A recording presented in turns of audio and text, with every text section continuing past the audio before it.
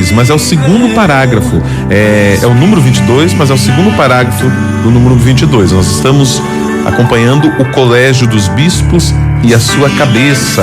É o capítulo 3. Capítulo 3, o Colégio dos Bispos e a sua cabeça.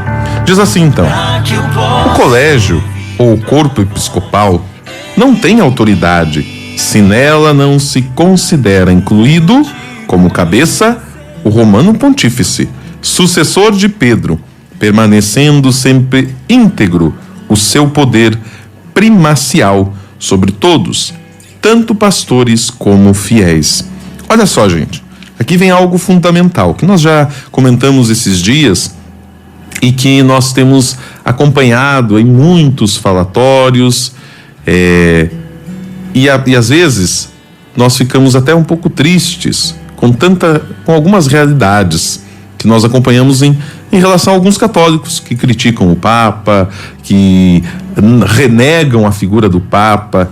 Quantos dizem: esse Papa para mim não é o Papa, para mim era o Papa anterior ou o Papa fulano.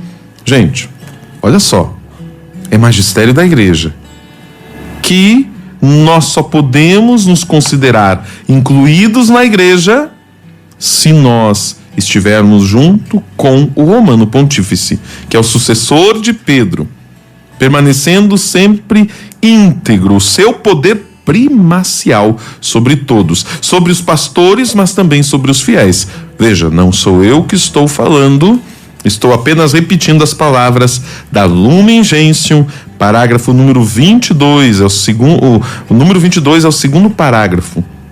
Não só os bispos, mas também os fiéis, tanto os pastores como os fiéis, devem estar ligados, devem estar incluídos e em comunhão com a autoridade máxima da Igreja, o Romano Pontífice, sucessor de Pedro, que no momento agora é o Papa Francisco. Pois o Romano Pontífice, diz o documento, em virtude de seu cargo de vigário de Cristo e de pastor de toda a Igreja, tem poder pleno, supremo e universal sobre a Igreja. Poder pleno, supremo e universal sobre a Igreja. E pode sempre exercê-lo livremente. Olha que interessante.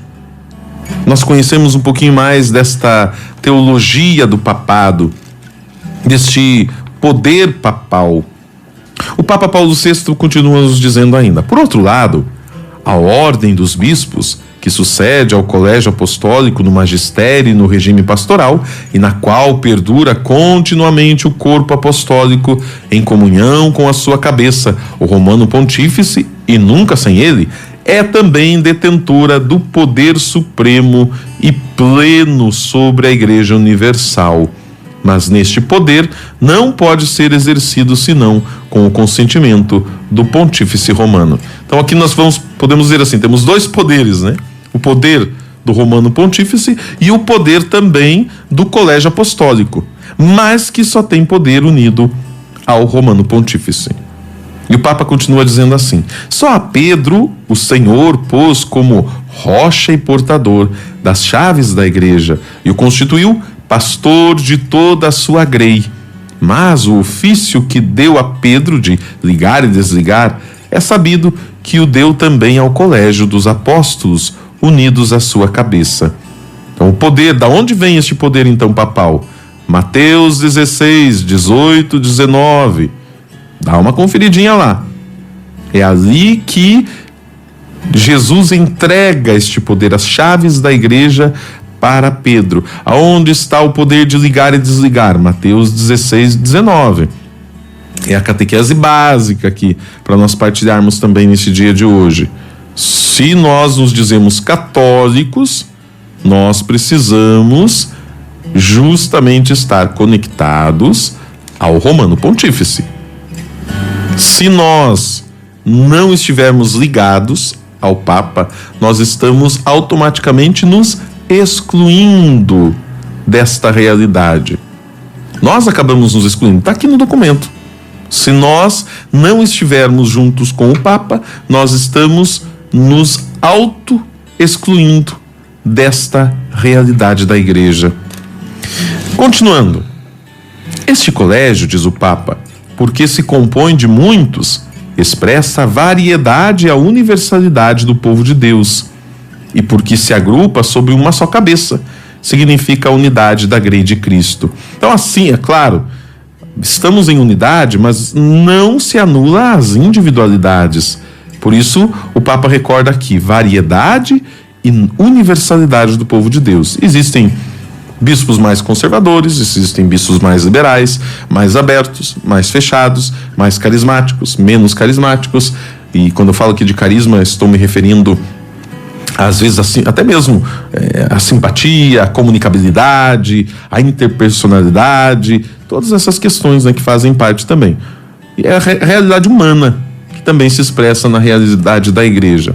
Nela, os bispos, respeitando fielmente o primado e o principado da sua cabeça, que exerce, né, o Papa, agora o Papa Francisco, exercem poder próprio para o bem dos fiéis e de toda a igreja, enquanto o Espírito Santo vai robustecendo constantemente a sua estrutura orgânica e a sua concórdia. Veja só como que é exercido este poder. É um poder para o bem dos fiéis.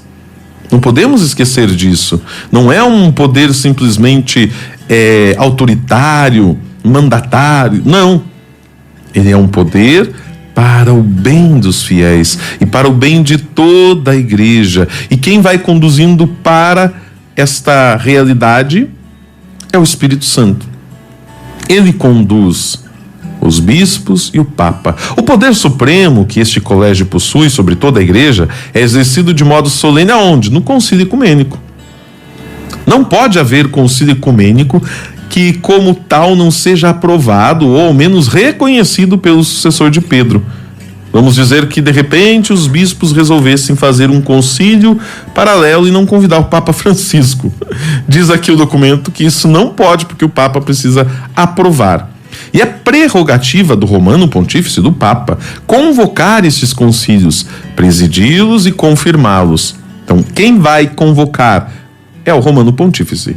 Ele que inclusive vai presidir e ele que vai confirmar estes concílios. Este mesmo poder colegial, em união com o Papa, pode ser exercido pelos bispos dispersos pelo mundo, desde que a cabeça do colégio os convoque com uma ação colegial, ou ao menos aprove a ação conjunta dos bispos dispersos ou aceite livremente, de modo a torná-lo um verdadeiro ato colegial. Vamos lembrar aqui agora das conferências episcopais.